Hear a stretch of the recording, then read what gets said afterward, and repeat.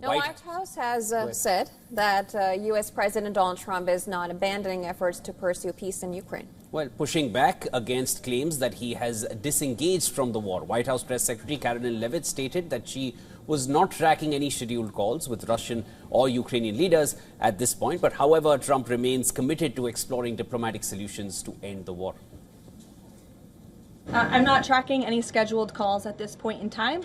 However, the president remains deeply involved, and of course he's being apprised by his advisors, namely Jared Kushner and Special Envoy Witkoff, on these talks. They had a multilateral meeting this past weekend, which didn't get a ton of coverage, but that was historic in nature, where the president's team has really brought two sides of this war to the table together to move the ball closer towards peace.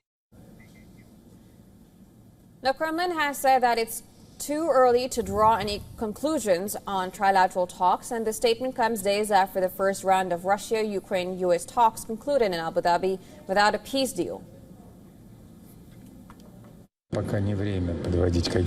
It's not a time to draw conclusions, even preliminary ones. This is only the beginning of the work. We are talking about the work at the expert level, and it will continue. It would not be appropriate to discuss various aspects of this work in a fragmented way and in public. Ukrainian President Zelensky has called for negotiating teams to meet before Sunday, pressing for momentum in diplomatic efforts as the war continues to escalate. Next round of trilateral talks between Russia, Ukraine and the US is scheduled to take place on the 1st of February in Abu Dhabi.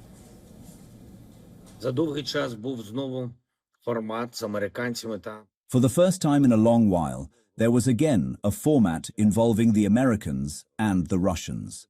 They managed to discuss a range of primarily military issues, those concerning steps toward ending the war and real control and monitoring.